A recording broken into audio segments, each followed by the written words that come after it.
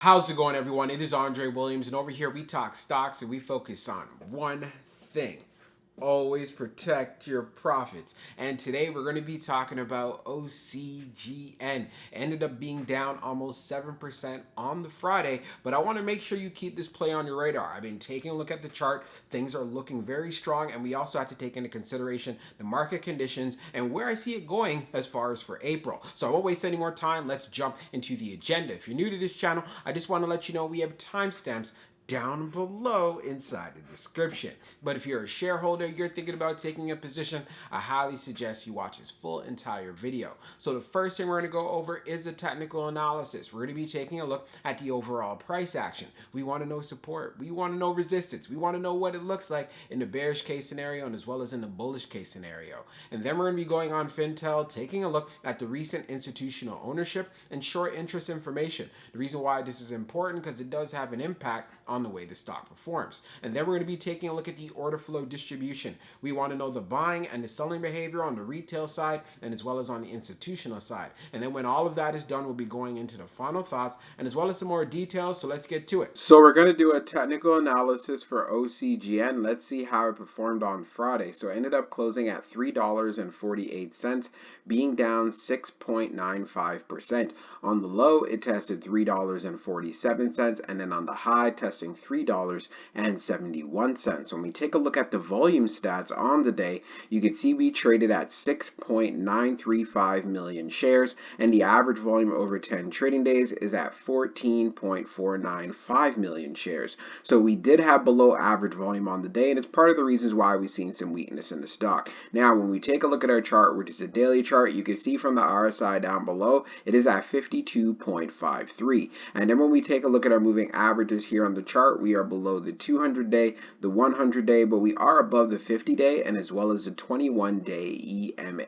So as you can see, ocugen is in a bear market, trading below all of our major moving averages, but you can see recently as of late, we've been able to gain a lot of momentum. Now what we have is some profit taking that is going on. We ended up seeing a low of 347 on the day. So what I'd want to see for this coming week, especially if stocks decide to pull back, I want to see if we could hold up right here around $3.24. If we could hold this level and then have buyers start stepping in, this is where I could see OCGN coming back above 4 and getting comfortable. If the selling does continue and we break through this 320 level, that's where I'm going to want to see if $3 can hold up. But of course, I feel $3 should hold, but if it doesn't, it just opens up a bigger opportunity as we go into the month of April. April's known for being a strong month for the stock market overall. So that's why I'm saying for any long-term investors, this might be a particular area you want to take a look at, especially if it's getting closer to $3.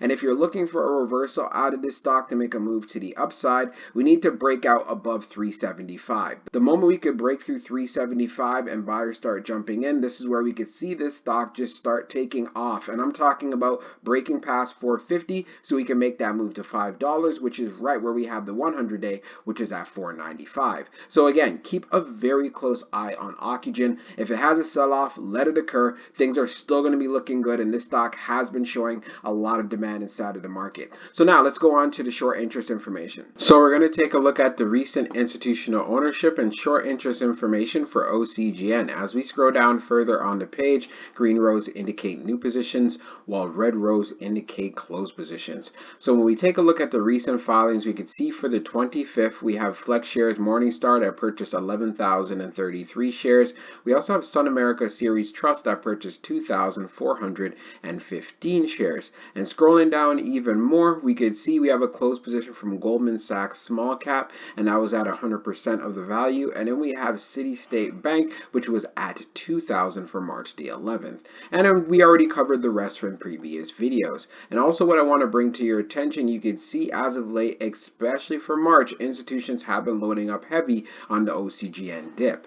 Now, when we take a look at the short interest, the off-exchange short volume ratio is at 52.63%, and then for the off-exchange short volume, it is just over 1.45 million shares. Scrolling down further on the page, the short shares availability is at 700,000, updated 1 minute ago, and then for the short ball fee rate, it is at 8.75%. When we take a look at the history of the short volume, we can see for the close of the 24th, it was at 59.55, and then for the close of the 25th being at 52.63. So what this shows us right away, OCGN does have short squeeze potential. Now let's move on to the order flow distribution. Now let's take a look at the order flow distribution for OCGN. So we see on the inflow, it's at 3.60 million, and then on the outflow, it's at 6.08 million. Taking a look at the breakdown on the large, it was 0.38. On the medium, it was 1.80, and then on the small, it was 1.42. Taking a look at the outflow side, you can see on the large, it was 0.68. On the medium, it was 4.14, and then on the small, it was 1.26. Taking a look at the large scale orders in the last 5 days, you can see for the Friday that passed, it was an outflow of negative 0.3 million. And then on the 24th, we had an inflow though of 1.87 million, and on the 22nd, we had an inflow of 2.97 million. So for the past 5 trading days, you can clearly see inflows have been winning out. And then when we analyze the numbers even further for the small scale orders that tends to represent the retail side, we had more buying than we had selling. And then when we take a look at the medium, we had more selling than we had buying. And then when we take a look at the large, which represents whales, institutions, and funds, you can see we had more selling than we had buying. And then when we take a look at the turnover ratio, it was at 3.23%. So again, this is not too bad for a volatile stock like OCGN. And one thing that is very clear, we are seeing some interest on the retail side, and institutions have been loading up over the past 5 trading days. We'll talk about it further inside of the final thoughts, so let's get into it right now. So for my final thoughts for OCGN, when it comes to the price action, if we end up having a pullback for this coming week, I want you guys to keep an eye on $3.23. If we end up breaking through this level, that's where the stock can get down to $3. But there's some light at the end of the tunnel here. As far as for the month of April, tends to show strong performance for the stock market. And we know that OCGN moves alongside with it. So this can provide an opportunity for you to ride the stock up even further. If it doesn't get down to those levels and it wants to be bullish, then you want to see price action above 375. The next area of resistance, of course, which is a psychological area, is right at 4. But once we pass 4, then the next level is around 457.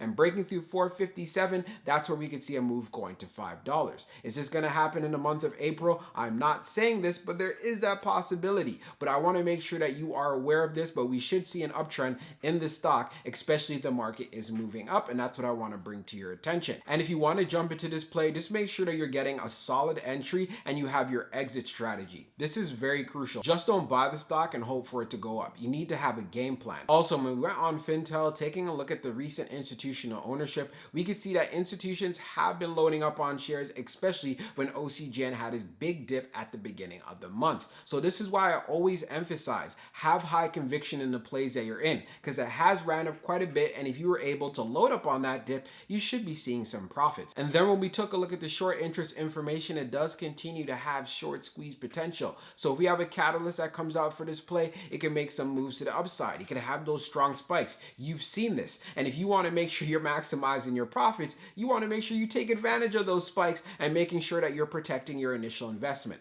I want to make sure I'm emphasizing this because I hear this all the time. When the stock spikes, many people miss out on taking profits. And I want to make sure for you that doesn't happen again. Of course, my videos are not financial advice, but I just want to make sure that you're on the winning side of your trades. So let's see how OCGN performs for this coming week. I'll continue to keep you guys updated, and we'll be talking real soon.